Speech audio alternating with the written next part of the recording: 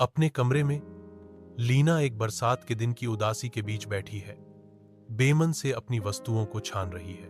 उसकी उंगलियां एक पुराने जादुई ब्रश से टकराती हैं, जो भूले हुए समय की एक अप्रत्याशित अवशेष है। एक सनक पर वह एक लाल गेंद पेंट करती है। उसकी आंखों में जिज्ञासा की एक चिंगारी भड़क उठती है। चित्रित गेंद हकीकत में बदल जाती है, जो शुद्ध, बिना मिलावट वाली खुशी का एक उछाल भरा गोला है। वह आगे प्रयोग करती है, खिलौने और गहने बनाती है।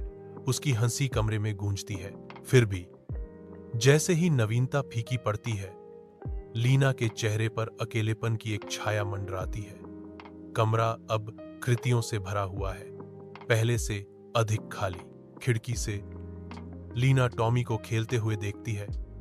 उसकी खुशी की एक मूक दर्शक लेना को समझ में आता है और उसे एहसास होता है उसे टॉमी के साथ ब्रश साझा करना चाहिए।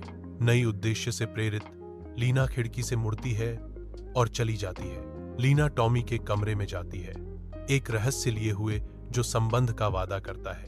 वह टॉमी को उसके कमरे में पाती है, जो अप्रत्याशित उदारता के एक पल को साझा करने के लिए तैयार है। मुस्कुराते हुए वह अपनी मंशा आहिर करती है।